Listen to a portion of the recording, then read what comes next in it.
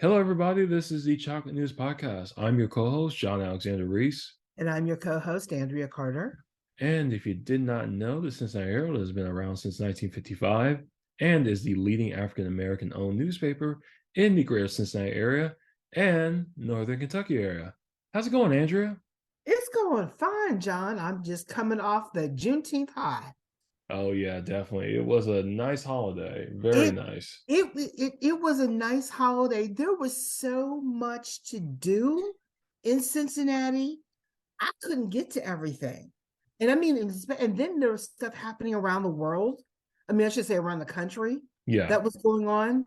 I just got sent a video of the Pan-Hellenic Council in Los Angeles that they all participated in the Juneteenth celebration and showcased all the Greek brother, all the fraternities and sororities. And they showed up and they showed out, and they're all their characterizations of whether it was Alpha A or Skiwi or the Kappas with their canes, the Omega Psi Phi, the Zetas, the Sigmas, and the smart boys, the Iotas. They all showed what they were about and what they stood for, and they still were able to step, I was very impressed, because that step apart is a young person's game now, because I can still step, but I can't do it like they can. Ooh, I don't have that Yeah. much energy or looseness of joints anymore. So, All but right. but I have to say that I think everyone, despite the rain, we had a wonderful parade. There were a lot of Yeah. great activities at the festival in Eden Park. The Urban League had a nice event on Monday for the community, which I think was they had a nice, huge turnout, thanks to uh, Lincoln Ware Broadcasting Live, and a lot of the city officials and community activists stopped by to say hello and see what was going on, and a lot of people took advantage of the food trucks in the parking lot. I think it was overall a great weekend, and it's wonderful. Even though it's in its second year of celebration, it has been fully embraced, because it was so funny. One of our interns asked me, "Okay, what do you want me to do today?" And I said, "Nothing, it's a holiday." And she went, "Oh, right." Yeah. So, I mean, second year in a row, everyone has to learn. But overall, I think it was a great way to start the week celebrating. I think this is the third holiday Yeah. I believe so. Yeah. To be celebrated federally. Yeah. to be celebrated, because it's Juneteenth, Martin Luther King.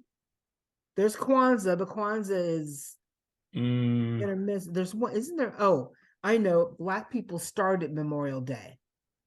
really? Yes, Black people started Memorial Day before it became a federal holiday. A politician, if I remember the story right, and I might be wrong about how it got to the federal level, but Black people wanting to remember their loved ones, especially those who fought in a war, Memorial Day got started that way, and then it slowly got picked up. It I did not know that. That's how Memorial Day got started, because Interesting. we wanted to someone. It was a woman who wanted to remember those who were lost in war, but also those that were lost in the struggle of bettering the Black community. Hmm. And someone saw some celebration and thought it should be done on a national level, and that's where Memorial Day came to be. But Yeah, it started. I see freed slaves started the first Memorial Day in the US. Ain't There you that go. something? Why? So our history is almost erased.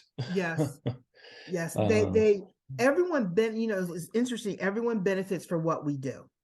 We don't just limit it to us, or it's taken over, blah blah blah. But we started.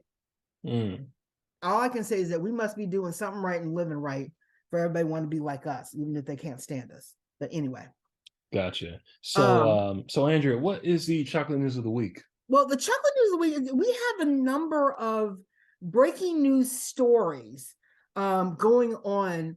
The first one is the missing men in that submersible, they're not calling it a submarine, but it's submarine-esque, a submersible that takes tourists down to the Titanic wreck.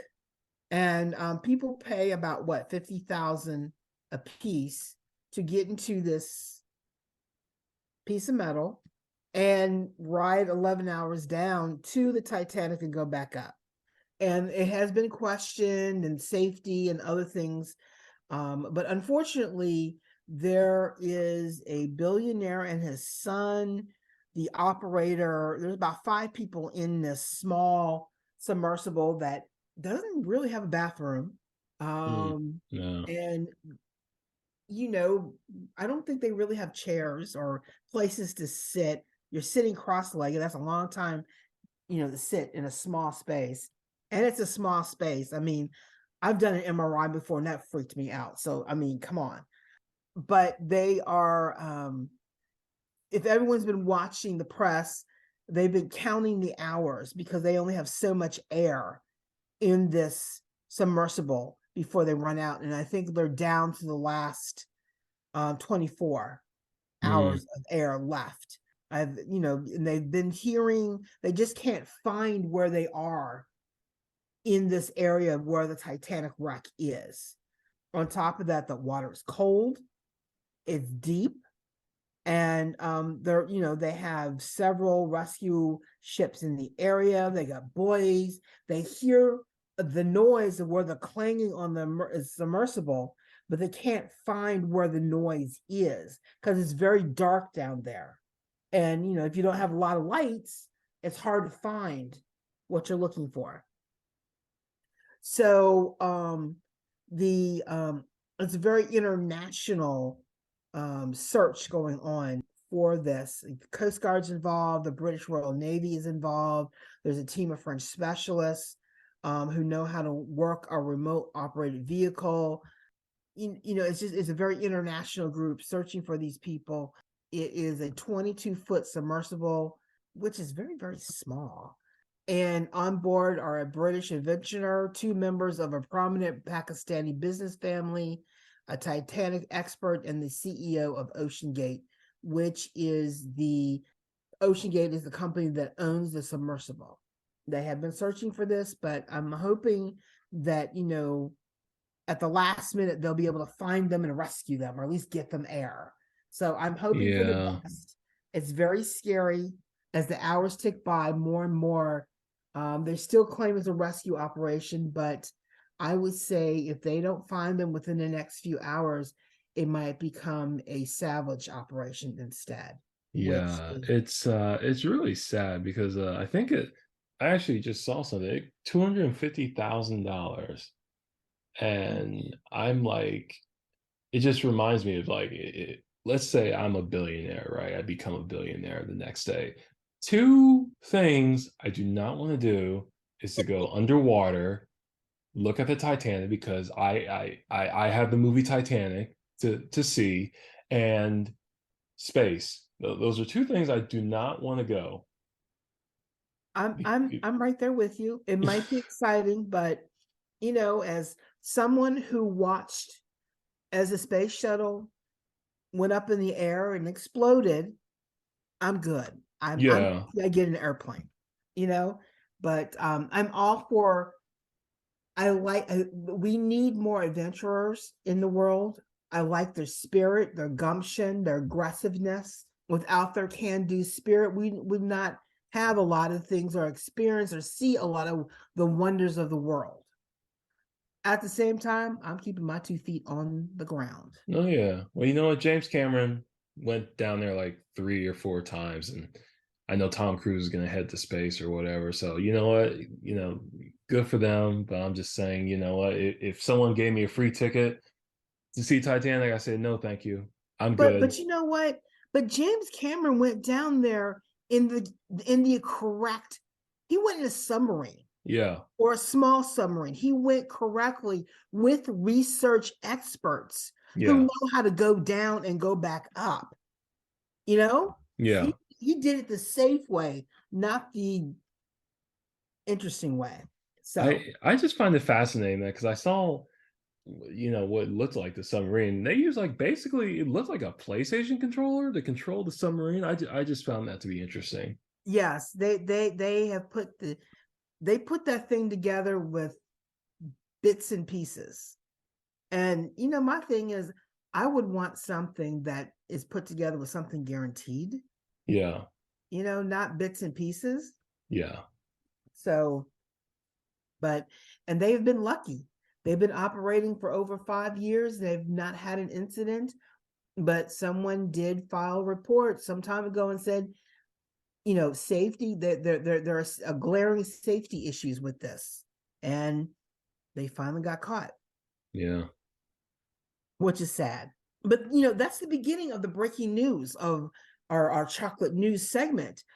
We've heard about Judge Roberts with the Supreme Court, Clarence Thomas, especially Clarence Thomas and his issues. But now, just today, it seems that Justice Alito has come under scrutiny for alleged ethics violations. From what I understand, he got invited on a fishing trip with a prominent businessman and then voted on the guy's case. Of course. And you gotta love ProPublica. I gotta look at that site more because they do such great work, especially great investigative work. And you never thought to look into the improprieties of the Supreme Court until now. Yeah, And because we've always have this lofty viewpoint of the Supreme Court, and we should have it. I mean, they're the Supreme Court justice. They're the final rulers of the land, and according to our law, this is what we base. I mean, the police can do so many things because of rulings by the Supreme Court. We, the black people, we have gained many gains because of court cases argued before the Supreme Court. So we always have this respect for the rule of law coming from that bench, from a federal bench, but especially that federal bench. But at the same time, nothing is ever infallible. And unfortunately, in this day and time, we're going through a little ethics crisis with the Supreme Court, unfortunately, which is sad. But we'll have to see the outcome of what happens next and what Congress does, because the Supreme Court is, oversight is with Congress.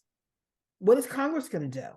But then again, who we have in Congress, I can only say. So I'm going to move on. And speaking with the federal bench and the law, Hunter Biden, the long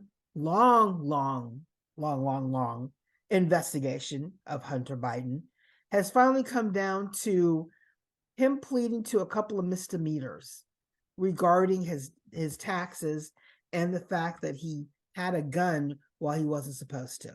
He pled guilty. Well, court documents were filed that Hunter Biden will plead guilty to 2 federal misdemeanor counts of failing to pay his taxes. Additionally, he'll face a separate gun possession charge, which the court will likely dismiss if he meets certain conditions. I know that, he's been under scrutiny for a long time.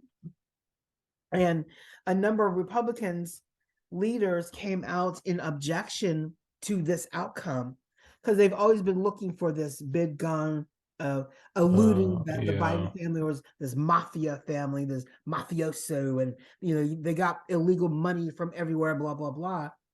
And it comes down to 2 misdemeanors and a dismissal, possibly.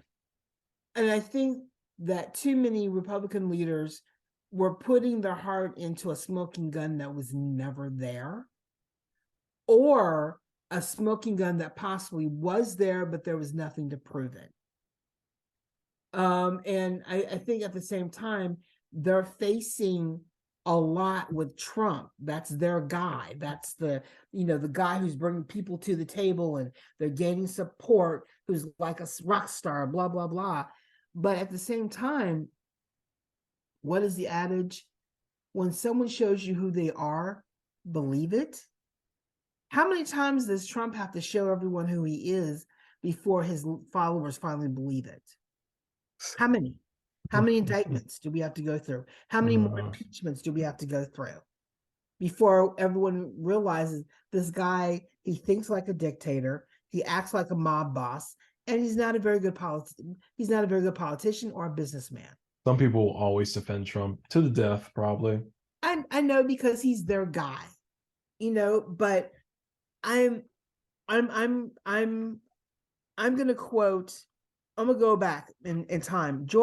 When Bill Clinton was in office, George Stephanopoulos, who was on ABC News, was his, I think, communications or political guy, go-to guy. And George Stephanopoulos had him on a pedestal for a long time. And when the scandal broke about him and his extramarital affair, the platform he had Bill Clinton on crumbled and his eyes opened. And he still likes the guy, he still speaks to the guy, but his belief in the guy changed. And he moved on to bigger and better things. Go figure.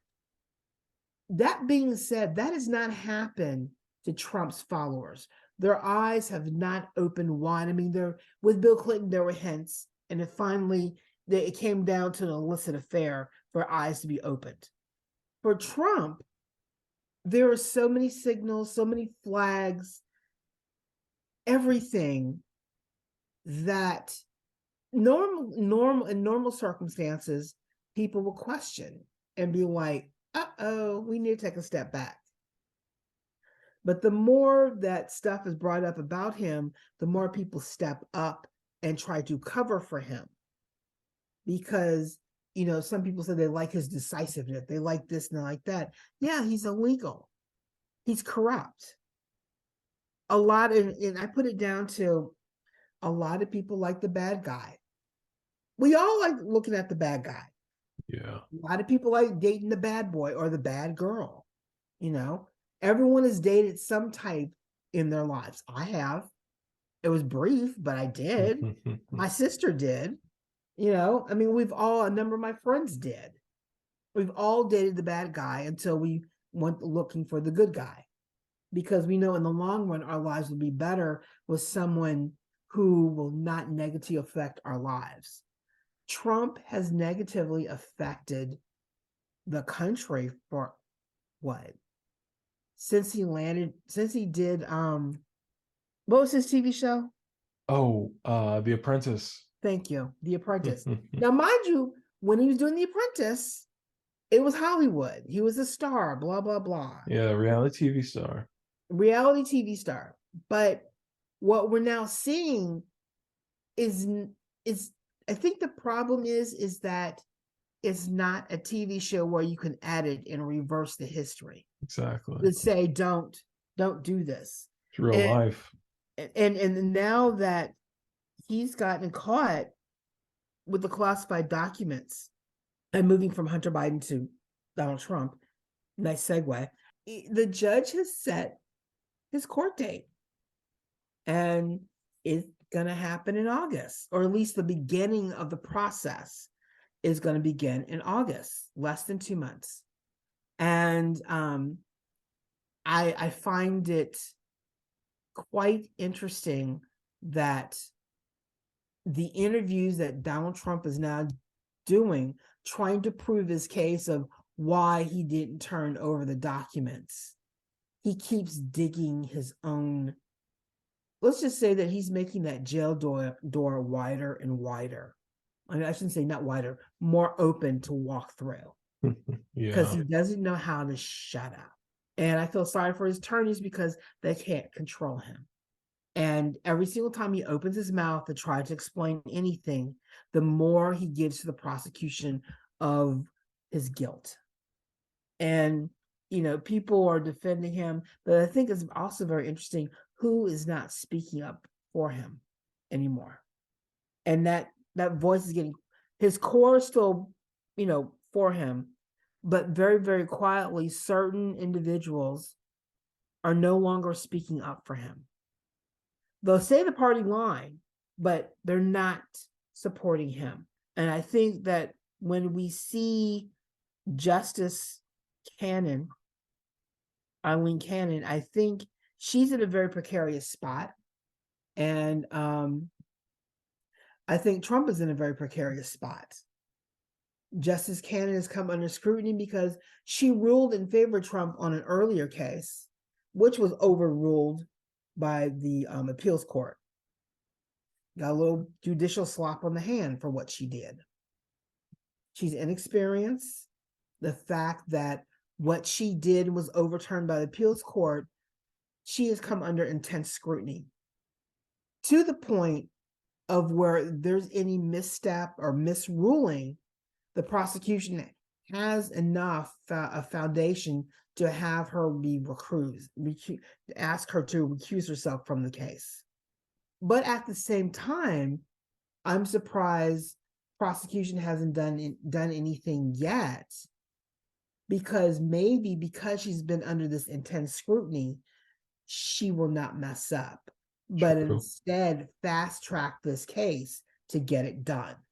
That either makes her a winner or that makes her still working in Donald Trump's favor by speeding it up. That gives everyone just amount enough time to look over the case, write their motions, and get it started.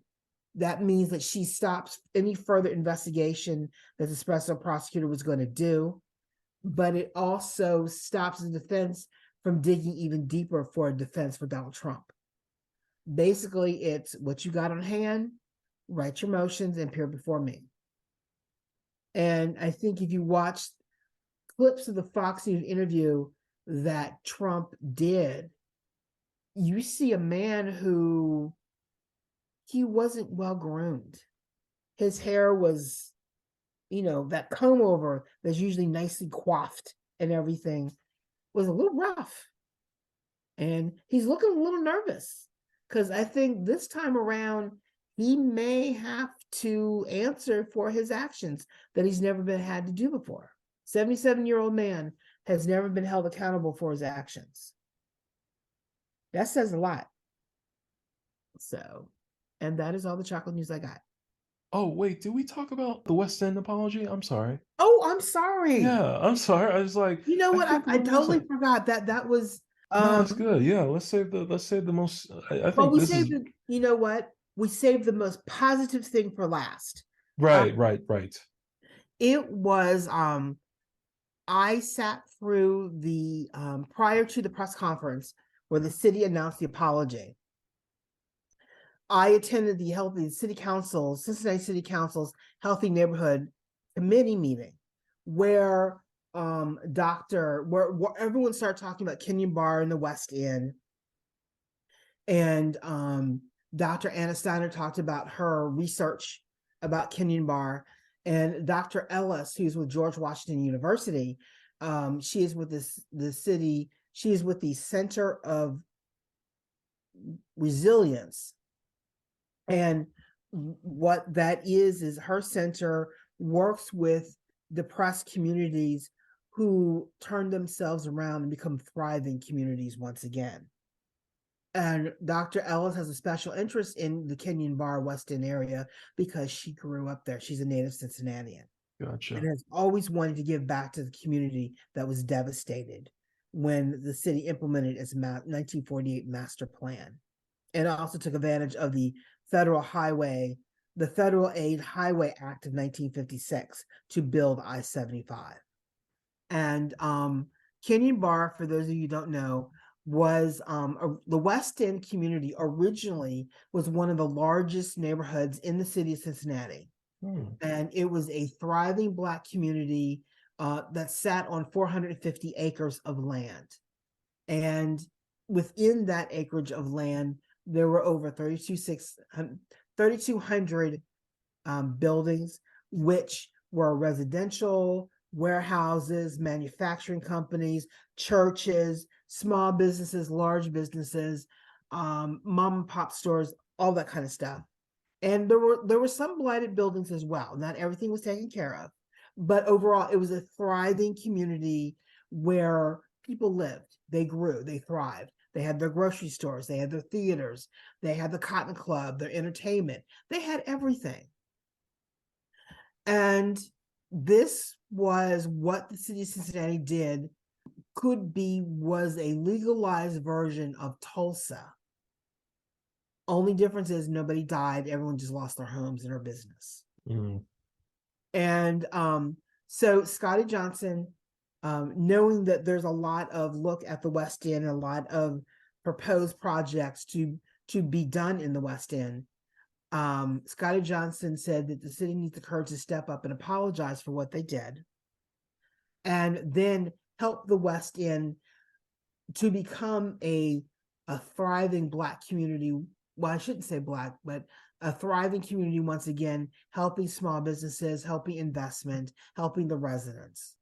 You know, the West End is the site of the TQL Stadium. The stadium also is getting ready to build a hotel and a couple of retail spots next to the stadium on the edge of the West End. There is the proposed of the street calming project. The city has applied for a 20 million, or have gotten a $20 million grant to fix Lynn Street, to not only give it a nice median, slow traffic down, make it very nice, so pedestrians can walk decently, cars can travel decently, and everyone's not speeding up and down Lynn Street. They're also trying to go after to help Cincinnati Metropolitan Housing Authority, CMHA as it's known, to go after a $50 million choice grant to help them revitalize Stanley Row. The concepts that we've seen from Stanley Row have been that they would keep one building and tear down the rest of Stanley Row, possibly continue Bay Miller through the complex to Liberty Street, and then they're going to build new affordable / market rate housing, or as the mayor put it, or was it the mayor? No, it was the mayor put it, provide residential areas for all incomes. So there's a lot going on in the West End. It is the new hot spot to be developed, like OTR. It's going to be interesting to see what they do. There are rumors of projects proposed along Lynn Street that have not come to fruition yet, but pieces of property are being bought up for brownfield remediation and some other stuff.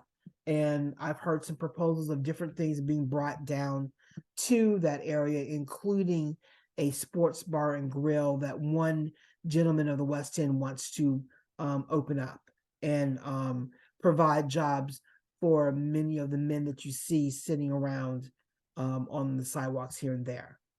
He wants to give opportunity to returning citizens by serving the public in a sports restaurant, which I think is a great idea. It's Oh fantastic. yeah, most definitely. And also, the Regal Theater down there, Toy Lynn O'Neill is working hard to raise the $24 million that she needs to not only support the renovation of the Regal Theater, but also have a foundation to run what she's naming as ROMAC, which is the Robert O'Neill Multicultural Awareness. Robert O'Neill Multicultural Awareness Center, ROMAC. And as a disclaimer, I am a friend of Toy Lynn. I'm a supporter of ROMAC. And in fact, if you look at one of the testimony videos that you see running during the Robert O'Neill exhibit that's going on right now, the Contemporary Arts Center, I'm in that video. I totally forgot that I did it until I saw it. So it is a good project. I think the apology is needed, especially for the Black community. And I think it's great that the city wants to right a wrong, but those families affected by that displacement, they can't get back those businesses. They can't get back those homes. They can't get back that community feeling where everyone is family, where the kids went out to play. If they got in trouble, the neighbor spanked them, and then they went home and got spanked by the parents. The old-fashioned way of raising. It was a Yeah. village. It was a thriving village down there. Yeah. I've heard stories. I've met people who grew, started out living in the West End and then moved. And on top of that, part of Queensgate originally was Kenyon Bar, the West End. And they wanted to turn Queensgate into a light industrial area. Well, they got a little something down there, but then Yeah. it didn't become what they wanted. I think also the city promised to rehouse individuals who were displaced by moving out of the West End, and they broke that promise soon after, right away, because the private sector did not support the city promise by building affordable housing. Hence why today we have a lack of affordable housing in the city of Cincinnati, Yeah. because it doesn't make money, Yeah. and people don't want to do affordable housing. Though I have an issue with the word affordable housing, because market rate housing is one thing, affordable housing is another thing. I think it's all affordable housing. What can you afford, where you can live is affordable. How does it fit your budget? I don't like the word affordable because the connotation with it is horrible. I'm going to say that I was lucky in the city of Cincinnati. I found a situation that is very reasonable. It fits my budget, and I'm not overwhelmed, and I have a great landlord. I mean, she's the best. And it's in a thriving community. Not everyone who sees where I live, they're like, how did you find this? Not everyone is this lucky, but at the same time, everyone has a right to be able to live in a place where the landlord's not going to raise the rent unexpectedly every single time they turn around. Yep. I think there should be some control on displacement. There should be some control on rent control and some other things. But anyway, I'm getting off subject. So the city apologized. They passed the ordinance.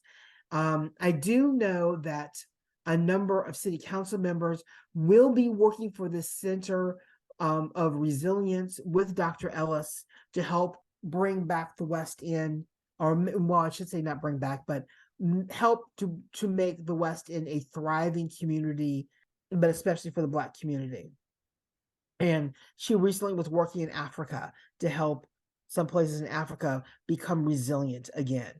And she speaks all over the world on this. So she's an expert. So I do know some council members will be working with her on what they can do next steps in terms of policy, in terms of action, putting together a strategy. So they're going to get expert help. And it doesn't help that it helps that she's a native Cincinnatian as well. So, and she still has family here. So I think that's fantastic. What a better way to help your hometown than be part of the committee that's helping to bring about change in your hometown. And now that is all the chocolate news I have for today. Well, thanks, Andrea. I want to thank you again for all the chocolate news. It's greatly appreciated. It was a lot this week, come to think of it, if you think about it. It was. It was. It's a lot, especially all the breaking news about it. Oh, So, yeah. but I think the summer's off to a great start. We started off with a celebration with joy in our heart, despite the dumb stuff. Yeah. And I will keep my eye out for the next bout of chocolate news. All right.